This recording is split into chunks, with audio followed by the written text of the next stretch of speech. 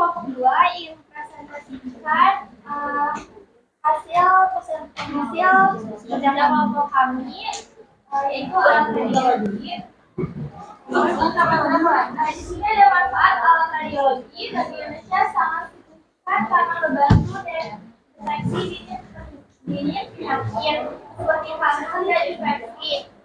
Dan diagnosis secara akurat melalui gambaran internal tubuh, memantau perkembangan dan efektivitas pengobatan, memandu prosedur medis agar medis aman dan tepat, serta mendukung penelitian dan pengembangan kesehatan. Ini terus di sini alat radiologinya yang satu atau magnetic resonance menggunakan magnet kuat dan gelombang radio untuk menghasilkan gambar organ dalam, saraf dan otak secara detail. Selanjutnya ada CT scan atau tomography scan menggunakan sinar X dan pemrosesan komputer untuk menghasilkan gambar sedetail dan tulang sendi dan organ. Yang ketiga ada X-ray. Menggunakan sinar X dan pemrosesan komputer untuk menghasilkan gambar 3D dari tulang, sendi dan organ. Di sini ada hambatan yang muncul dalam kasus adanya alat radiologi di Indonesia. Yang pertama, harga alat sangat mahal, banyak rumah sakit daerah tidak mampu membelinya. Yang kedua, ada ketergantungan impor, sebagian besar alat masih didatangkan dari luar negeri. Yang ketiga, ada kurangnya tenaga ahli, tidak semua daerah punya dokter atau teknisi radiologi gratis. Yang keempat, ada biaya perawatan tinggi, perbaikan dan suhu cadang juga sangat dikarenakan harus impor. Terus ada solusinya. Yang satu, meningkatkan produksi dalam negeri, dorong riset dan industri alat kesehatan agar tidak bergantung pada impor. Yang kedua, ada subsidi atau bantuan pembiayaan supaya mencukupi daerah untuk membeli dan menggunakan alat radiologi. Yang ketiga, ada pelatihan tenaga medis dan teknisi, menyiapkan SDM yang ahli mengoperasikan dan merawat alat. Yang keempat, ada kerjasama internasional, transfer teknologi dan investasi untuk mempercepat kemandirian.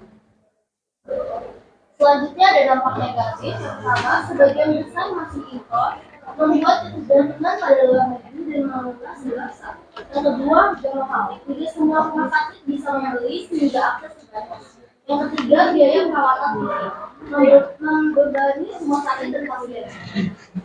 Lalu ada dampak positifnya. Yang pertama itu meningkatkan kualitas layanan kesehatan. Sebelumnya, perkenalkan nama saya Kayla.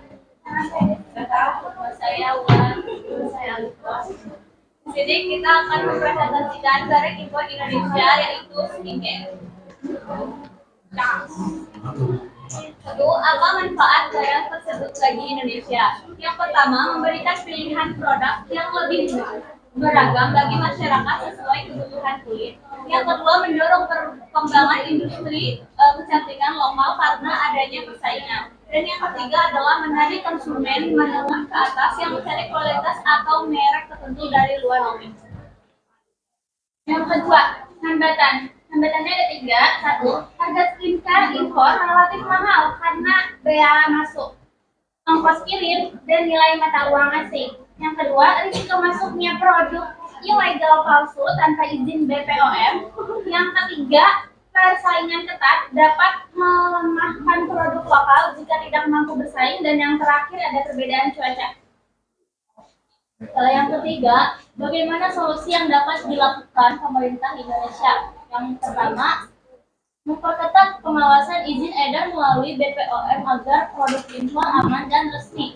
Yang kedua, memberikan insentif serta dukungan riset bagi industri skincare lokal agar kualitas meningkat. Yang ketiga, mengatur tarif impor secara seimbang, tidak terlalu membebani konsumen tetapi tetap melindungi produk dalam negeri. Yang keempat, pemerintah lebih mempromosikan barang dalam negeri agar tidak terlalu tertutup oleh produk luar. Yang terakhir ada bagaimana dampak bagi perekonomian nasional. Yang pertama ada dampak positif, yaitu meningkatkan penerimaan negara melalui pajak impor dan PPN, serta membuka peluang kerja di sektor distribusi distribusi dan retail. Dan ada dampak negatif, yaitu jika terlalu banyak impor, industri lokal bisa tertekan dan ketergantungan pada produk luar negeri meningkat.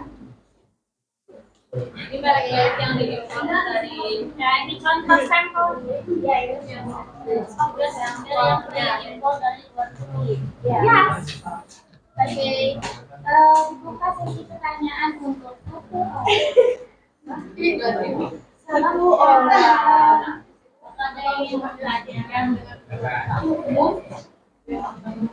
Kenapa banyak Boleh.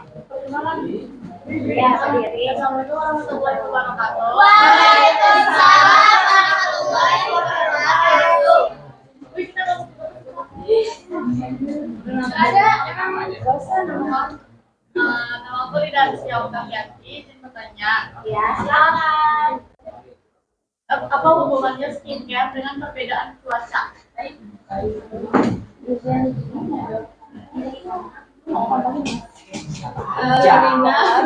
izin menjawab.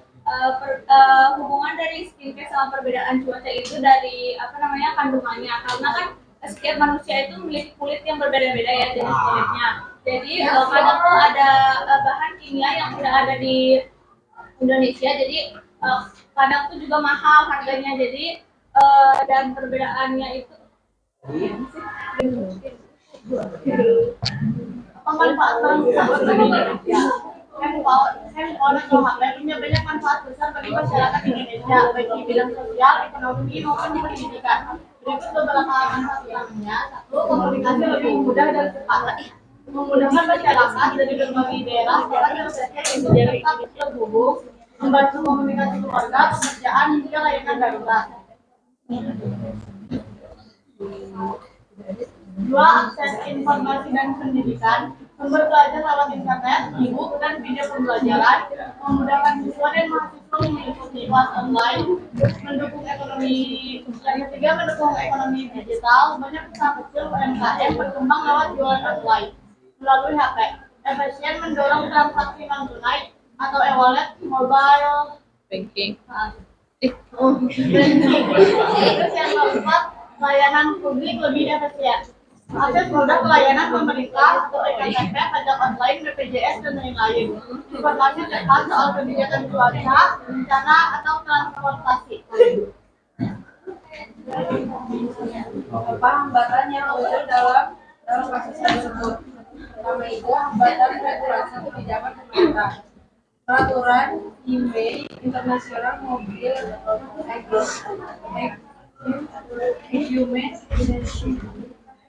Equipment. Sejak 2020, Indonesia menerapkan sistem pemblokiran ponsel ilegal melalui validasi IMEI. Ponsel yang diimpor secara tidak resmi akan diblokir dari Indonesia sehingga tidak bisa digunakan. Kewajiban PKDN tingkat komponen dalam negeri.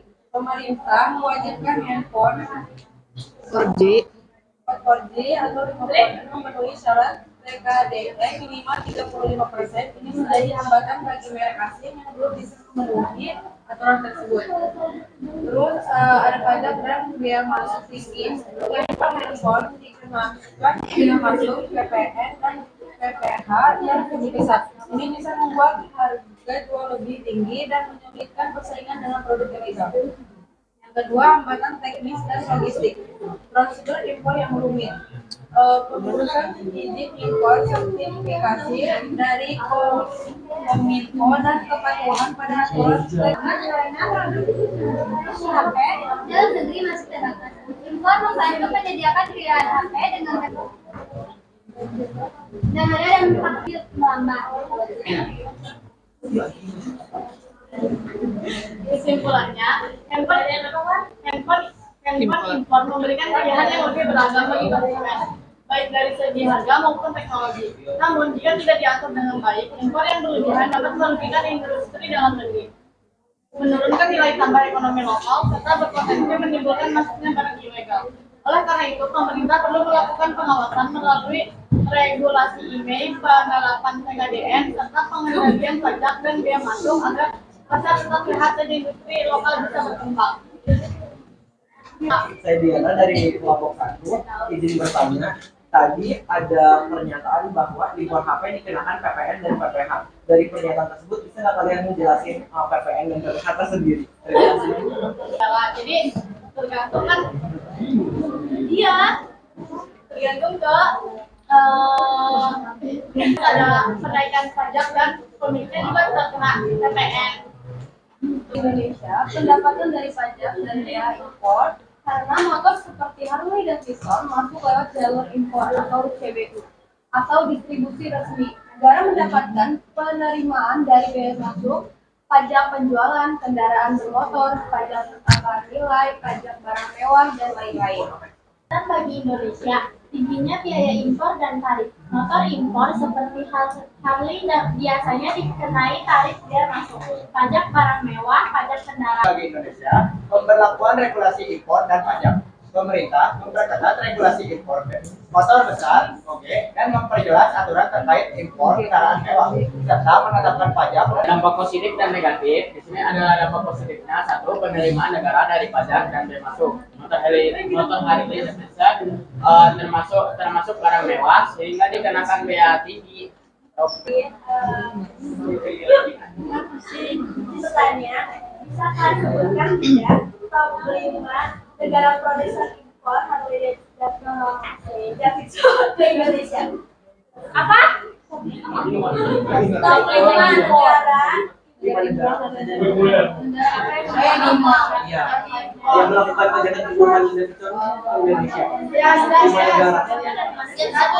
Karena nama saya dari nama Hani, nama saya Listian Sinta, nama saya dari Manfaat.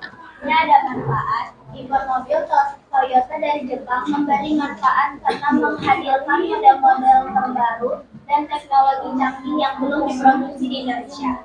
Membuka peluang usaha. Ada hambatannya. Hambatan impor mobil Toyota dari Jepang ke Indonesia muncul karena nilai impor mobil yang tinggi dapat menguras devisa dan memberi tekanan pada solusi yang dilakukan pemerintah Indonesia. Yang pertama, regulasi impor atau tarif bea masuk dan batasi impor mobil yang sudah bisa diproduksi lokal. Kedua, produksi lokal, perluas kerjasama dengan Toyota dan beri insentif pabrik di Indonesia. Baru meningkatkan pemasukan pajak negara. Membuka contohnya komponen kan, misalnya komponen contohnya itu mesin, kan mesin ada yang dibuat di Indonesia sama di Jepang. Soalnya mobil Toyota itu ada yang buat dari Jepang, ada yang buat dari Indonesia. Ya, jadi kayak kopiannya gitu ya. Ya, jadi kayak mesinnya itu ada yang buat dari Indonesia, tapi ada yang diimpor dari Jepang juga. Jadi kita nggak ganti. Tembakau menjadi salah satu komoditas ekspor ke berbagai negara. Yang kedua, ada menyerap tenaga kerja, yaitu banyak petani dan pekerja di industri rokok atau tembakau yang menggantungkan hidup dari sektor ini. Selanjutnya ada meningkatkan pendapatan daerah, yaitu terutama di wilayah sentra tembakau seperti Jawa Tengah, Jawa Timur, dan Nusa Tenggara. Selanjutnya ada bahan baku industri dalam negeri, yaitu misalnya untuk kasus tersebut yang pertama ada keterbatasan sumber daya, yaitu waktu, tenaga, atau biaya yang kurang memadai. Yang kedua, kurangnya informasi atau data tidak lengkap, tidak akurat, atau sulit diperoleh. Yang ketiga ada kendala teknis, yaitu peralatan rusak, metode kurang tepat. Pertama, mempermudah proses ekspor, menyederhanakan birokrasi perizinan ekspor, mengurangi biaya dan waktu pengurusan dokumen. Yang kedua, promosi perdagangan, mendukung promosi produk tembakau berbasis internasional, membantu petani dan industri memenuhi syarat mutu ekspor. Dan yang terakhir, mendorong inovasi produk, diversifikasi produk, misalnya produk tembakau atau non-rokok, mengembangkan produk bernilai tambah agar daya asing meningkat. Pendapatan negara, pajak rokok dan cukai tembakau dari salah satu pemasukan terbesar APBN tahun-tahun terakhir. Penerimaan cukai tembakau bisa mencapai ratusan triliun rupiah. Dan ada kedua, lapangan kerja, industri tembakau menyerap jutaan tenaga kerja. Ini sekaligus meningkatkan daya saing Indonesia di pasar global. Assalamualaikum warahmatullahi wabarakatuh. Waalaikumsalam warahmatullahi wabarakatuh. Saya Clara, izin bertanya. Apa itu? Bisa berapa? Enggak, seperti itu. Sepatu Indonesia yang diekspor ke berbagai negara menandakan kualitasnya diakui di pasar internasional. Yang keenam, mendorong perkembangan industri pendukung. Misalnya industri kulit, karet, perekat, hingga transportasi ikut berkembang karena adanya ekspor. Dikenal sebagai salah satu negara yang paling ekspor sepatu terbesar di dunia. Misalnya ke Amerika Serikat, Eropa, dan Jepang. Alasan ekspornya itu pertama ada persaingan ketat dengan negara lain seperti Vietnam dan Tiongkok yang juga penghasil sepatu murah. Yang kedua, standar kualitas dan sertifikasi dari negara tujuan yang cukup rumit. Yang ketiga, biaya logistik tinggi dalam kurun pengiriman ke luar negeri mahal. Yang keempat, fluktuasi kurs dalam kurun agar biaya pengiriman lebih murah. Dua, membantu sertifikasi dan kualitas produk, menyediakan fasilitas uji mutu dan pendampingan agar sepatu Indonesia mudah memenuhi standar nasional. hasil penjualan sepatu ke luar negeri dibayar dengan mata uang asing, dolar, euro, dan lain-lainnya. Pemasukan ini menjadi devisa yang bisa digunakan pemerintah untuk membiayai pembangunan impor barang penting serta menjaga kestabilan ekonomi. Yang kedua, menciptakan lapangan kerja. Industri sepatu padat karya, banyak tenaga kerja. Apa saja nama produk sepatu di Indonesia yang diekspor? Soalnya kita